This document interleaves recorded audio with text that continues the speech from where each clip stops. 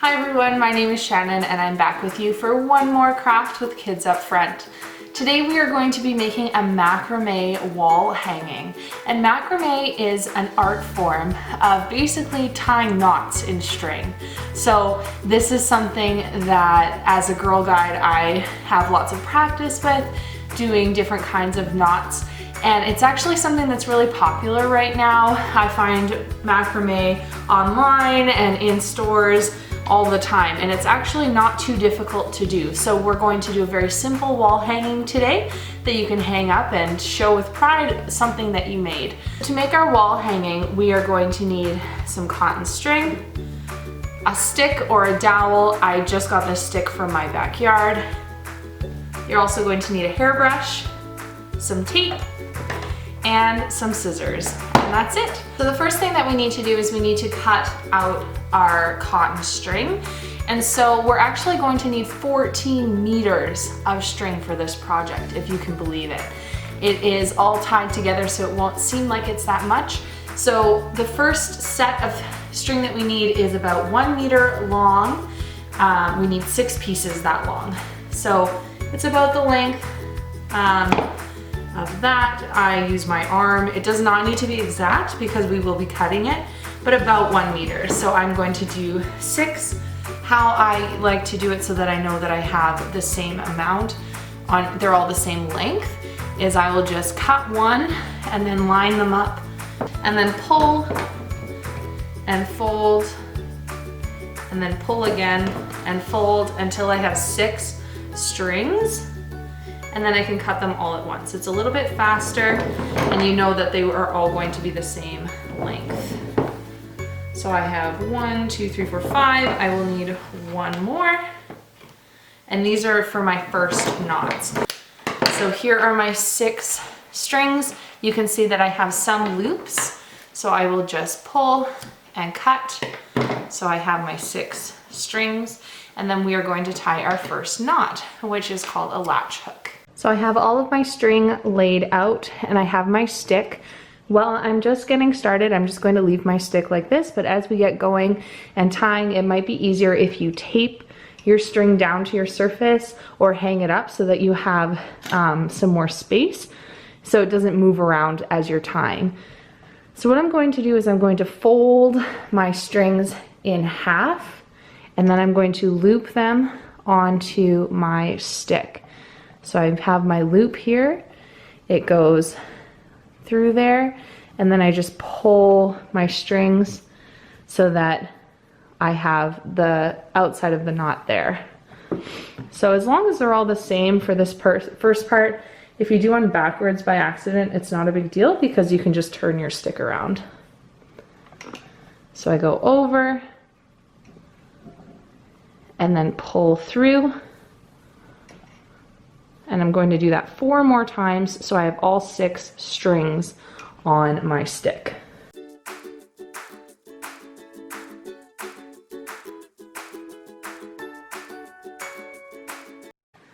So now that all 6 strings are all tied on, I just want to make sure they're nice and tight and make sure that they're not gaping at the top. Like here, I have a little knot in my wood there, so I'm just going to pull, and if they're a little bit separated, that's fine. You can put them all right close together too if you would like. It'll just change a little bit of how your design looks. So there's my 6 strings ready to go. What I'm going to do now is I have 12 individual strands and I need to divide these into 4 strings together to make 3 separate knots because we are going to be making a square knot next. So you can think of these strings as number 1, 2, and 3, and 4. And I'm going to start on this side first to show you how to do your square knot. First, I'm going to tape my stick down just so that it doesn't move during this process.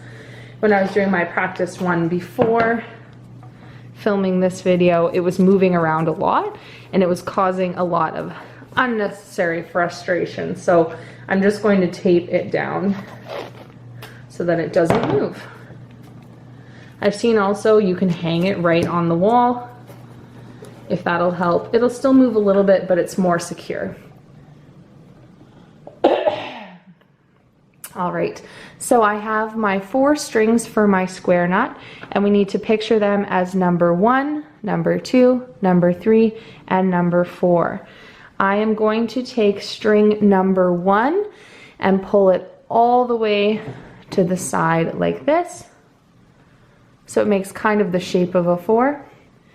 And then I'm going to take string number 4 and pull it over string number 1, and then under string number 2 and 3. This is called a square knot.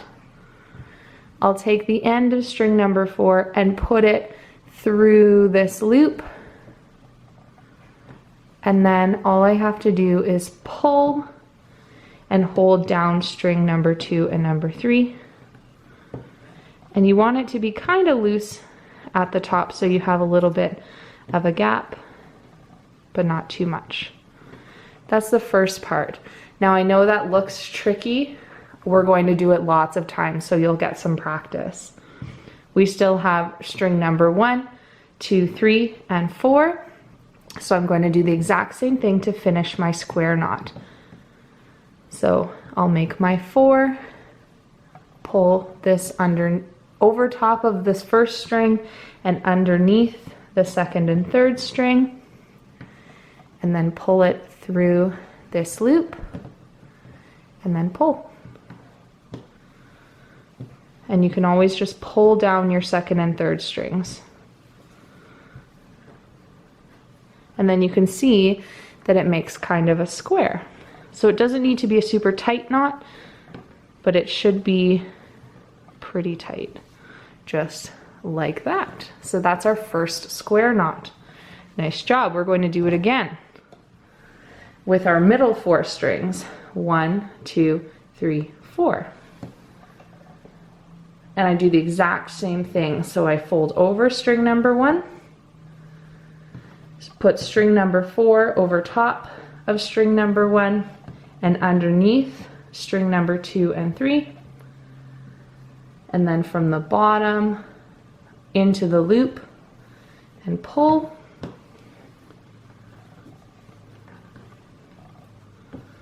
And I want it to be about the same as the other one. So that looks about right. And then do it again. Over top, 2 and 3.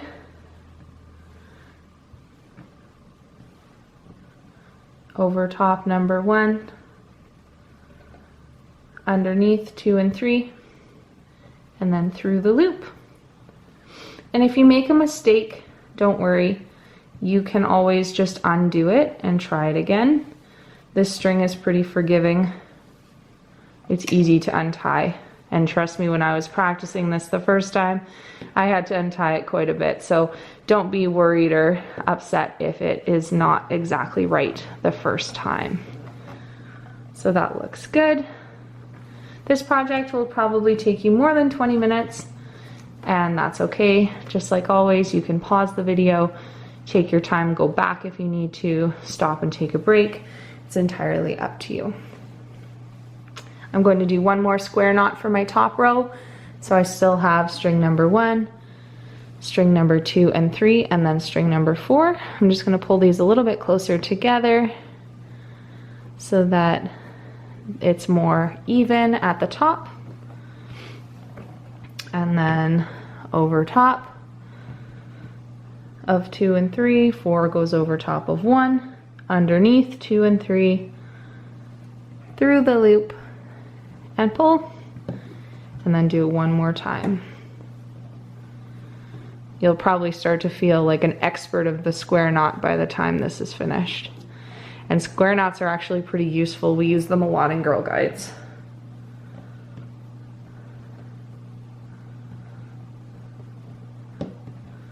Through the loop, pull.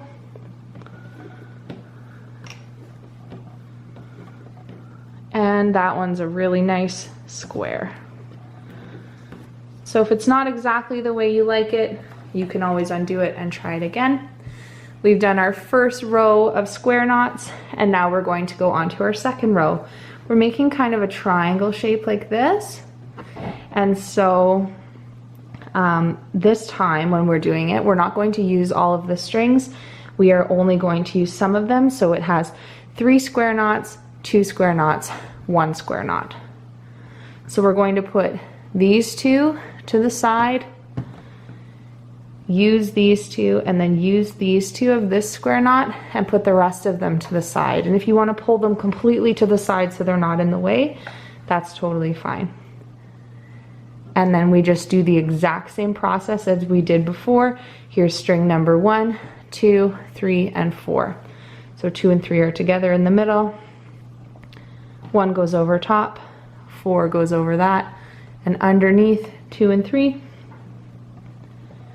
through the loop and pull. And I'm just going to keep going on my second row, and I'll be back with you for our final square knot.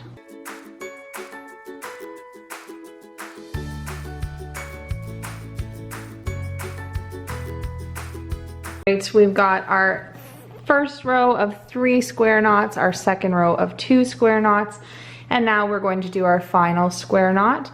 So we're going to use the 2 middle pieces. So pull those off to the side, and then use these 2 middle pieces on that side, and these 4 go away, and do 1 more square knot. Hopefully you're feeling pretty confident in your square knot abilities by now. You've tied quite a few of them. And you can always go back and rewatch if you get mixed up or you're not sure. And like I said, you can always just say, no, I don't like that, and just try it again. So now we have our triangle of 3, 2, 1, and now we're going to be trying a new knot. The next knot that we are going to be tying is called a diagonal clove hitch. And this one can be a little bit tricky. It took me a long time to master it. So you're just going to have to take your time, go slow, and just know that you can try again if it's not working. You're going to take the farthest left string and put it in your right hand. And this string is going to stay in this hand the entire time. So remember that the left string is in your right hand. Okay? Now what we're going to do is we're going to take the next string, and it's going to stay underneath. The thing about this right hand string is that it's always on top of the other strings. So keep that in mind as well. And we are going to take string and put it through the loop and pull, and we want to pull this one pretty tight. And then we're going to do that one more time. So make our loop and pull it through. So it's kind of like tying 2 knots. I don't like that. Let me try that again. So we're going to take this string and pull it through. Okay, this string is going to stay in my right hand. I'm going to pull the next one over, put it through the loop, and pull, put it through the loop, and pull. So we're making a diagonal clove hitch. Keep this string in your right hand, and you're just going to keep going.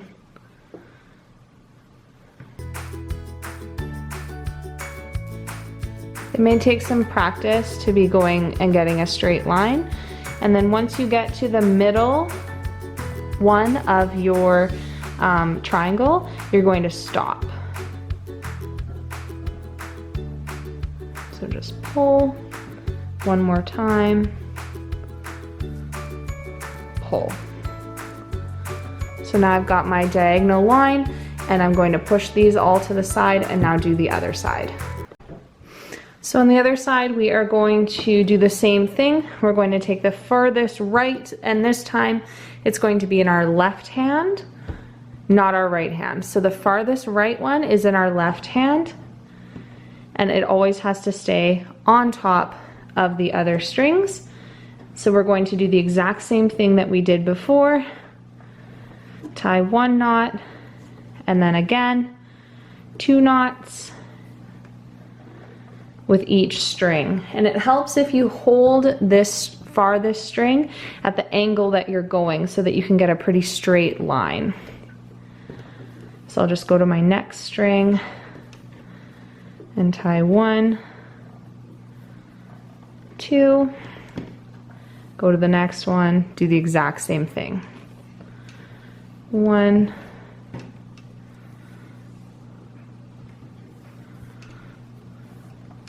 2,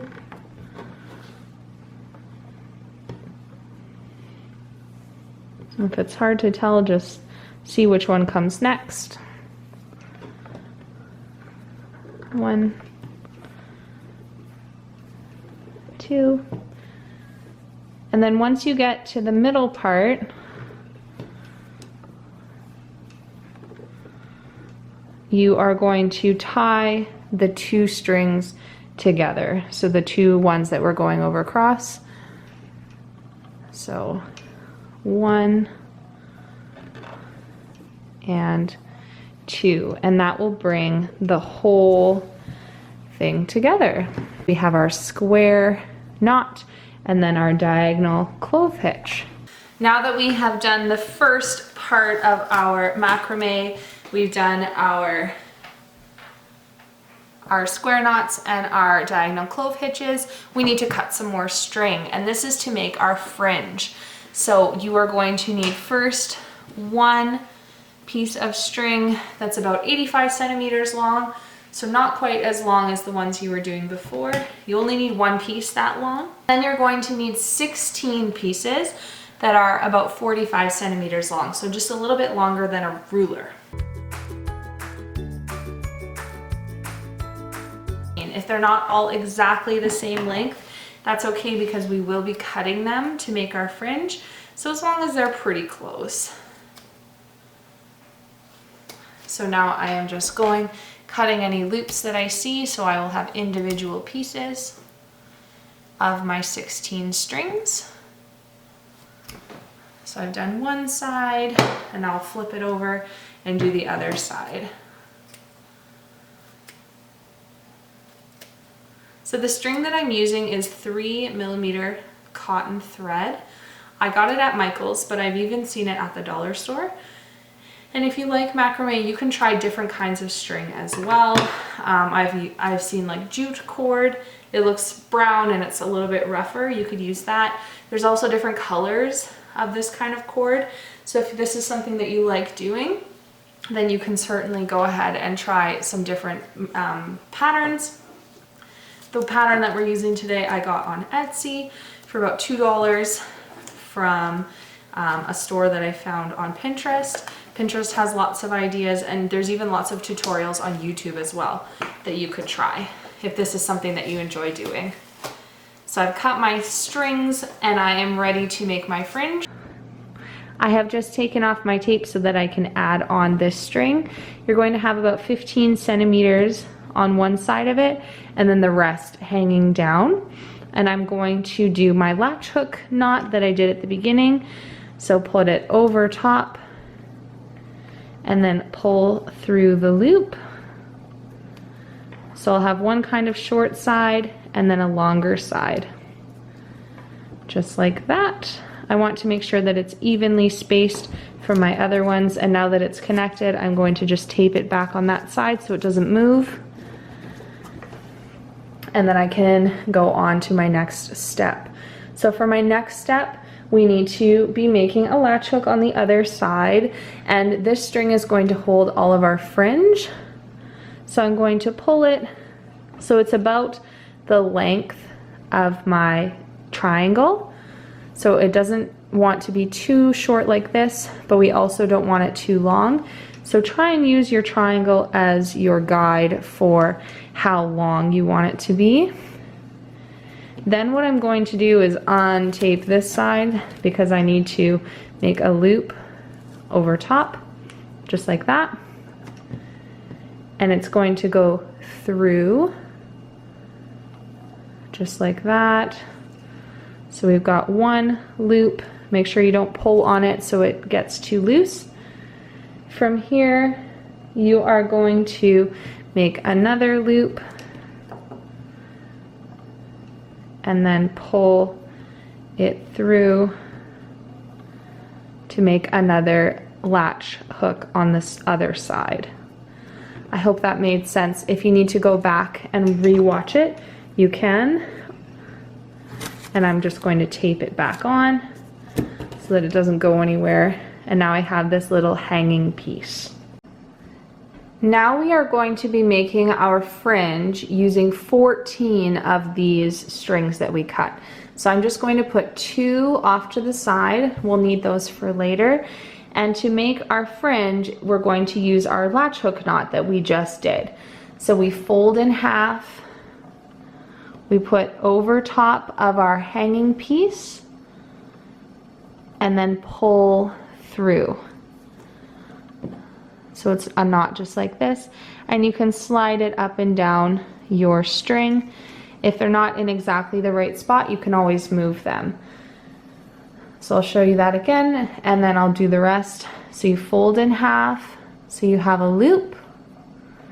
Put your loop on top of your string that we just tied, and then pull it through just like this. And just make sure that when you're doing this, all of your knots are facing the same way. And what I mean by that is, if this time I make my loop and I go underneath instead of over top, my knot is going to be backwards. So do you see that? On this side, the main part of the knot is on the top, and then on this one, it's underneath, and it just won't look as consistent. So if you do that, you just have to pull on the loop and try it again. So we're going over and then through the loop. So I'm going to keep going and add on all of my fringe.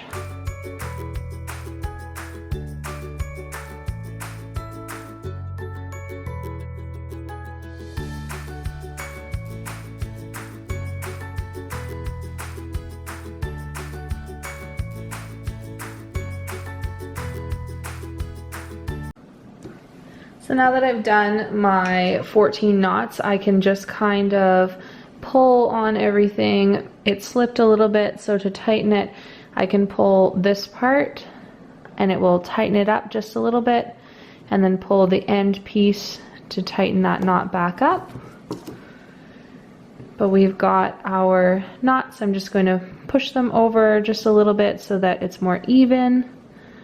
Just take your time to just adjust it for how you see fit, how you want it to look. Mine's pretty close. It just has a little bit of extra space on the ends where we can add our last couple of knots. So when we're attaching our last 2 loops on either side, we are going to not only put the loop over the one that we had, but we're also going to put it over the end piece as well. So this was our end string. We're going to put it over both so that the knot is like is kind of on the outside. So we'll do that on both sides, and then you can just pull and adjust your knots as you need to. So on this side, I had my short piece of string and then the rest of the loop. So I will take my last shorter string, fold it in half, and do my loop over both this one and this one. Just like that. And pull it through so that it's secure and it's not going to move. So now we have our macrame from underneath part and then our fringe. And now comes kind of a weird part. We need to brush it out. So the brushing out process will be a little easier if it's on a soft surface. So I just grabbed a dish towel from my kitchen and I'm going to place that underneath my macrame. So I'm just going to untape it and then put it on top and just make sure that all of my strings are flat, just like this. And because we are not doing any more tying, I don't need to tape it again. So what I'm going to do is just take my brush and start brushing it out. We're trying to separate all of the pieces because if you look closely, you can see that one strand is actually lots of different pieces. So now I'm just going to brush my strings until they come out a little bit more.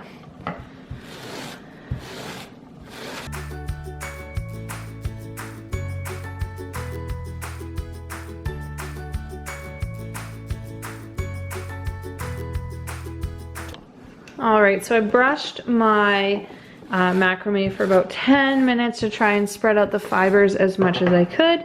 And you can see that it is starting to stretch out, which is great. If it's not perfect, don't worry because we do have to brush it out again. Our next job to do is to cut it because this is looking a little raggedy, a little bit like a mop on the bottom. And so we are going to cut it to give it a nice clean finish. So what I'm going to do is I'm going to take a piece of masking tape and I'm going to put it across the macrame just like this. And then from there, I'm going to make a triangle with my tape. And this is just going to help to control the mess that comes off when you cut it. So I'll take another piece and I'm going to put it at a diagonal this way, make sure everything's flat underneath so that it's cut evenly, or as even as it needs to be for this kind of project. So I've got it going that way.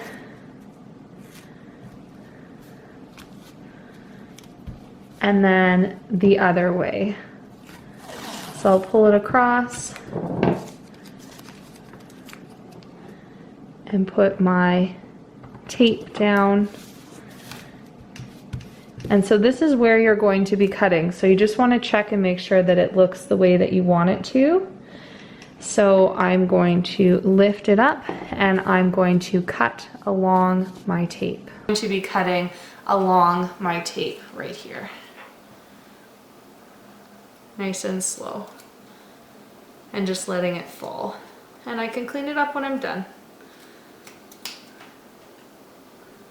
So it doesn't have to be perfect. It's kind of an organic shape, which means that it's not all the exact same length. And now I can just do my other side. Now that I've cut it, I can take my tape off.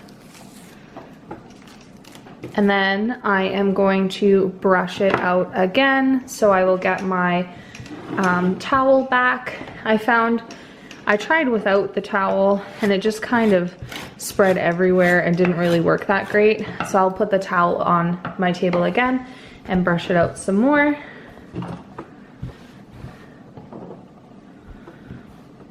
And it's a little bit more manageable now because it's not as long. And this part, you can just really focus on getting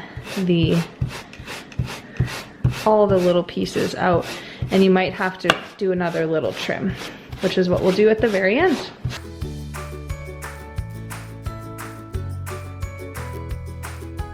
So here is my final macrame wall hanging. It's nice and small. You could always do this bigger. You would just need to do more square knots.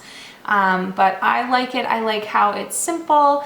The bottom isn't completely perfect. It's more of an organic shape, which I like. So the last thing that we have to do is we have to add a string to the top so that we can hang it up. So I'm just going to take one smaller piece of string. It's about that long. You can always cut it if you'd like. And I'm just going to tie it around my stick, just using 2 knots so it doesn't fall off. I hope you enjoyed this project. Overall, it took me about 45 minutes, so it might take you about that long or a little bit longer or shorter, depending on how quickly you did it. And you don't have to do it all in one go. If you find that it's too much or you need a break, you can always do that. So I've got my 1 knot on the one side, and then I just want to have about that much to hang it with.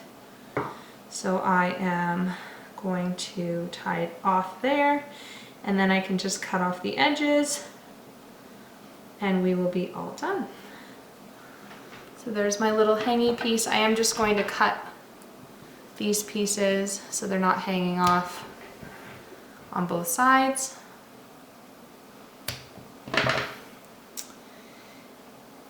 And there we go. So that is our final craft with Kids Up Front. So thank you so much for spending these last 4 weeks with me doing crafts. I've really enjoyed making all of our different things, and I hope that you have too. I hope you've learned some new skills, enjoyed being creative, and just had some fun. So thanks so much to Kids Up Front, and I will maybe see you again soon. Bye!